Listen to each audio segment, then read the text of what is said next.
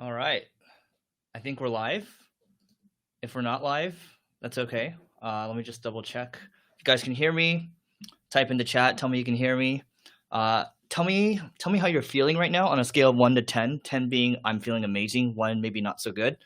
And yeah, I mean today I'm going to talk about how two things really. One is how you can de-stress because I was really cooped up in my place in downtown LA for the last 8 weeks or so, probably. Like the furthest I would go is walk like 2 blocks to get a smoothie, backyard bowls. I get a smoothie, acai bowls. First it was smoothies, then it was two smoothies, and then I got two smoothies and an acai bowl. So it got bigger and bigger and bigger. So you realize during all this that you kind of have to change up your routine from time to time. Um, but so anyway, what happened was recently a couple of friends they ended up booking a couple Airbnbs in the Palm Springs area, and they're socially distancing and everything, but they're social distancing. I guess you can do socially distancing. But anyway, so what they're doing is they're saying, hey, you know what? A lot of these houses, entire homes where they would typically be booked right now are not being booked because people don't want to travel. Hotels, nobody's using Ubers right now. Like just travel is just kind of decimated. And so they reach out and they say, look, nobody's there right now. Why don't I take the place off your hands for 30 days or so, and instead of paying full price, why don't we knock 75%, 80% off the price? But I'll commit longer term. How does that sound?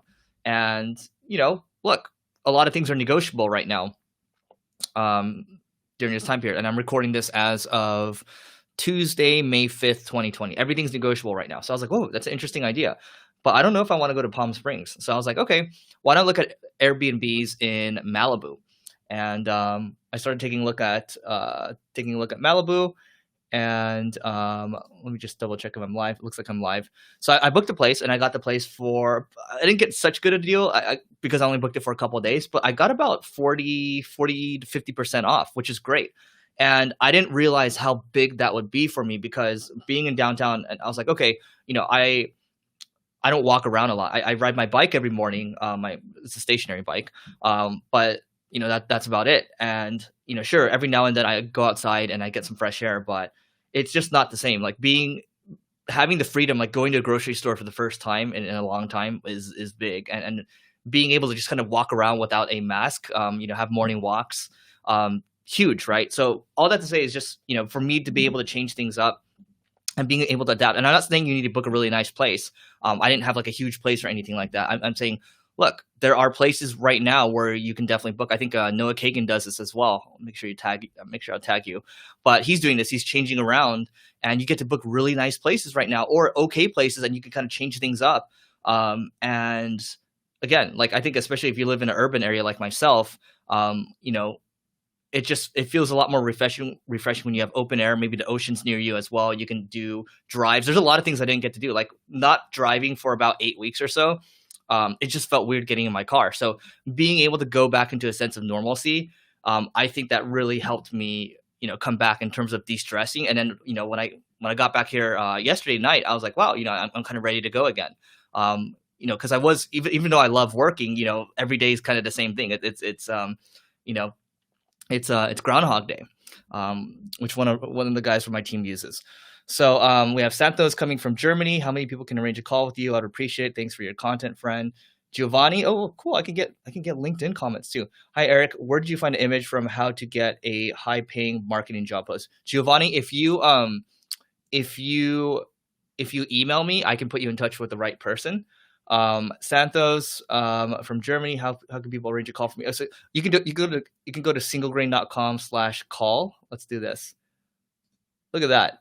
Look at that caption. singlegrain.com/call if you want to book a call.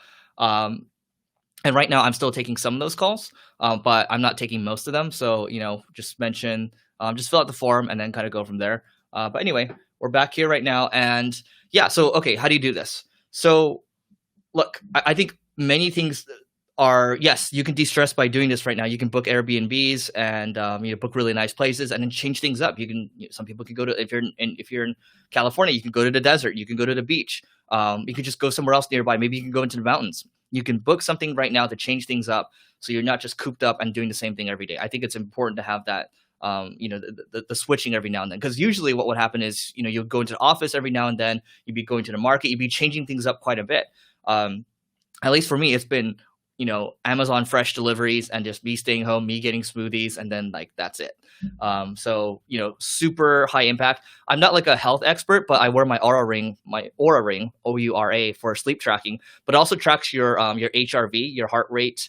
Forgot what the V means, but usually, according to what my friend says, when the heart rate HRV is higher, that means you're kind of ready to go and you're not as stressed. I don't know whether to believe that or not, but I can tell you that in the last 8 weeks or so, my HRV hasn't gone above, I think, 90 or so. And I come back yesterday, wake up in the morning today, it's 113 when I went to sleep. So again, I'm not a scientist. I'm not like a health expert. That's just kind of what I was observing. And I was like, oh, that's interesting. And I did get a good amount of sleep.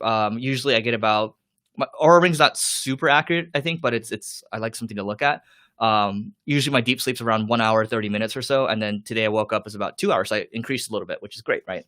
So anyway, this all comes back to another point. Everything is negotiable right now. You got to think about what everyone is trying to do. Like these Airbnb hosts, they'll take any revenue right now.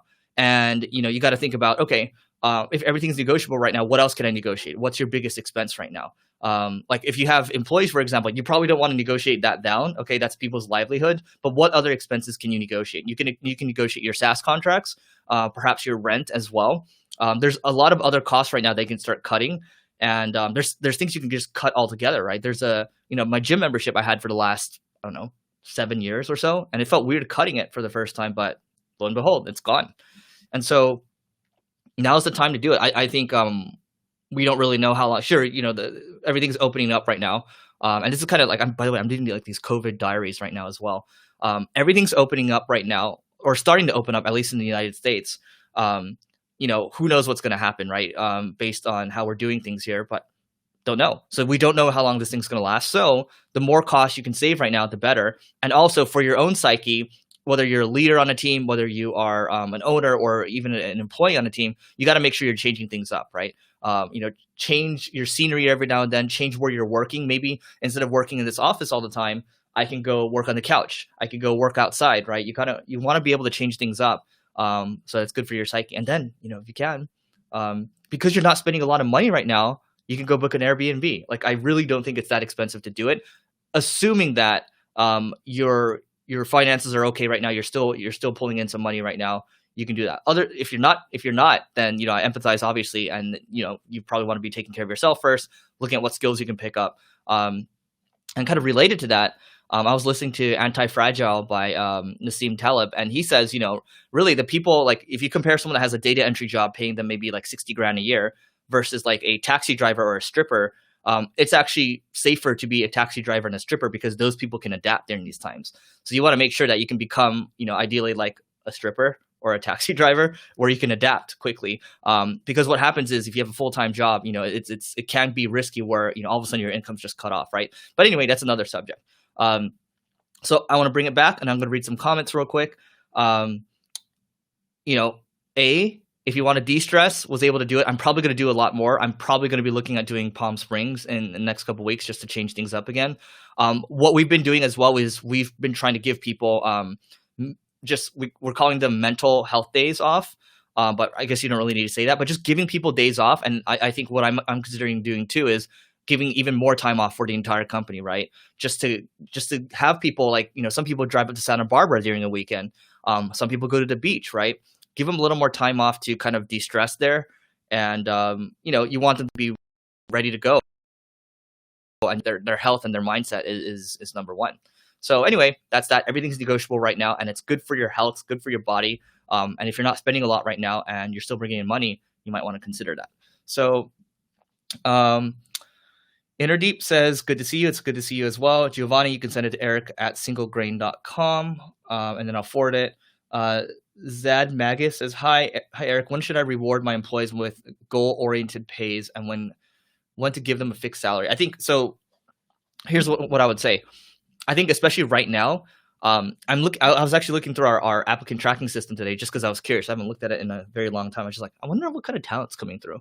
So I looked at it, and you know what? there's a lot of good talent coming in right now because a lot of people are unfortunately they've been laid off, and you can find these people. But that's kind of besides the point. And if you want to look at there's a layoff tracker called layoffs.fyi. And so layoffs.fyi will it shows you all these companies who how many people they laid off, where they're based, and who the people are, and their LinkedIn profiles as well. So that's kind of a separate thing. In terms of when you should be paying people a full-time salary, I like to give people a trial. I like to pay them for the trial. So a paid test, if there's kind of a full-time job that they're auditioning for, maybe the test might go for a week or so, maybe a couple of days or so. You don't want to drag it on too long. And if the test goes well, it could lead to a contract role or it could lead to a full-time role. But you want to kind of try before you buy. If it goes well, I mean, it's always that when you hire someone full-time, it's still a 90-day trial anyway. So after the 90-day trial, then you can decide if you want to move forward or not. So you can do that. Brian Ortega, in SoCal, Airbnbs in the mountains. Tell me where you're looking in the mountains, because I would be interested in looking at that as well. I got home yesterday and I was like, I kind of want to look at Airbnbs right now, but we'll see. And then Lakshita. Anyway, I'll come back to you first in a second. Zad Magus. I don't know if I'm pronouncing that right, but goal-oriented pay, talking about KPIs, things like that. I think if you wait 3 to 6 months, look at how their performance is, and then you want to work with them on those KPIs, then you have buy-in, right? You're locked in on the buy-in. And then what I like to do is I like to do traffic lights. Every single week, I'm looking at, hey, are you on track for, let's say you have 6 goals, on track, lagging, at risk, whatever, right? And then we can kind of go over it. If you're if you're at risk or lagging 3 weeks in a row, we kind of go over it real quick. And, we talk about a plan to, put it back on track. That way you can help people. Because what the problem is, what happens is if you set goals for someone, they'll let the goals sit out for the quarter. And then when the quarter starts to, come to a wrap, like they'll start to, some people might sweep it under the rug a little bit, or they might sandbag themselves. Like, oh, I was busy. Oh, I don't know about that, blah, blah, blah, But if you're tracking every single week and you're kind of staying on them, you're nudging them, that's gonna keep them on track in general. So let's see. William Chim asks, what applicant tracking systems have you used? We use Workable. Funny thing is we work with Lever on the agency side. Lever is a great tool too. Greenhouse is a great tool as well, but we just use Workable, and it's great. I'll be graduating in a couple weeks. I lost my motivation to apply for jobs. How do I stay motivated? You know what? So if you want to stay motivated, honestly, I enjoy listening to people's stories. I enjoy reading biographies. I think when you read biographies or you listen to people's stories on podcasts and you look at how they grew from zero to kind of where they are, for the most part, a lot of these stories, you realize that, these people they're people. They're just like you. They just, they chose to work hard. They chose to manifest great habits. They chose to, when other people in the 20s were choosing to party, which I guess they're not partying right now, choosing to party, choosing to, drink, do drugs, all this stuff, right? Those are kind of, you could argue some of them might be negative habits, but these other people, they chose to foster positive habits and to work hard, right? So I think you just need to see that you're no different than these other people. And if you foster the right habits and you're constantly iterating and you're just improving your habits, you're dumping bad habits and you're getting better and better, it starts to compound. And before you know it, I don't know if you're 20, 22 years old right now. Before you know it, boom, you're 30, right? 32. Right now I'm 33 years old, and like 10 years ago felt like yesterday. It goes really fast. Like even my mom was telling me the other day, she's like, yeah, after like you graduate from school, the years just fly. And then before you know it, boom. So make use of that time. Let's see who else we got here. The other thing I'll say too is around motivation, and then we can kind of work towards wrapping up, assuming nobody else has questions. I think when you think about motivation, sure, you can read about other people, but sometimes you can kind of burn out there. So about when you travel somewhere, look around, it's like, oh, like there might be something that motivates you. For example, some people might be motivated by nice cars. They see a Lamborghini. I don't know. They see a nice house on the coast. I think a lot of it goes into your mindset first. So adapting, and a lot of it goes back to your habits first. Like in the morning, do you wake up and do you have good habits such as journaling in the morning? Do you meditate? I'm not saying you need to do all these, right? But all these little things, at least for me, add up. And then, I have my bike over here. I just hop on the bike and I ride, and I do my One Punch Man workout, which is 100 push-ups, 100 sit-ups, and 100 squats. And then that's all I do every single day. It's like clockwork.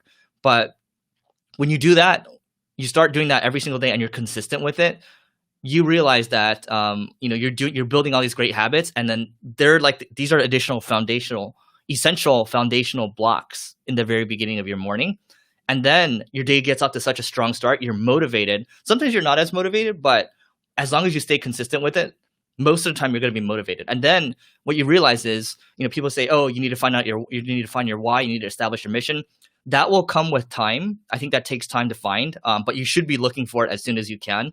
And once you know your mission, you have your vision around it, and your mission. The bigger your mission is, the more motivated you're going to be typically, because it's such a big mission, and it's probably impossible to do that. You're just waking up and you're just going towards that North Star every single day. So that's what I can say about that. And other than that, I mean, it's obviously, sure, you can foster good habits, you can foster a good mindset and everything, but I'm guessing you probably should have some type of marketable skill. You're watching this, you're probably interested in marketing. So whatever it is exactly, I would say this. I thought that it was really important to learn coding maybe 10 years ago. I was like, man, if I don't know coding, I'm going to be behind. Now you realize there's coding is still very important, but you don't necessarily need to learn. I don't think it's necessarily like reading. I do think reading and writing, I think especially, yes, you need to know how to read first before you can write. But I think writing is one of the most important skills, because it's how you communicate with your team members. It's how you communicate with people that you're trying to do business with. It's trying to communicate with just people in general, right? How you write copy on Twitter, how you write copy in a blog post, how you write copy in an email. I think that's super important. So I recommend reading the book. I always talk about breakthrough advertising. I do like I think understanding psychology as well, and how to influence people. Like copywriting has a lot to do with persuasion. And so I do like the book Influence by Robert Cialdini. And there's another book that I just read recently. It's from one of the copywriters from Agora Financial. I forgot what it's called, though. I think it's like 16 copywriting secrets, 16 words. I don't know, something like that. And then let's see. Hi from Watt, says Tiggle. Lakshita says you're 24. Yeah, I mean, look, 24, you're young. You still got to get going right now. I'm not going to say that, you have a lot of time ahead of you. I think just the time's going to be really quick, so take advantage of it. But yeah, guys, I'm going to come back to those of you that join later. I'm going to say, again, if you can afford it right now, try to go out and negotiate Airbnbs or other places that you can stay at where you change things up, because that really brought me back. I didn't realize how huge it would be. So that's the first one. Second thing, you realize everything is negotiable right now. Almost everything. There are some things that that you can't try to negotiate down. For example, again, like if you have employees, you don't want to cut their salaries because that's extremely demotivating. Avoid that as much as you can. We came close to doing that, but we're like, you know what? We're not going to do that. Instead, we went in a different direction. So yeah. Anyway, if you guys enjoy this, and if you guys are kind of trying to grow a service business or a consulting business right now, you can go to singlegrain.com/call to book a strategy call with my team. And sometimes I might even pop on the call as well. But that's in big demand right now. Kind of one of the things we're doing, like, yes, there's still demand for our agency services, but a lot of people want to grow a service business right now. And we've kind of been, facilitating the coaching there. So I've been doing a lot of these lives. Go to singlegrain.com/call. And if you're listening to podcasts, don't forget to rate, review, and subscribe, or even YouTube or whatever. So I will catch you guys later. Have a good rest of your day. And yeah, I think I'm going to do another one on Thursday. So stay tuned for that.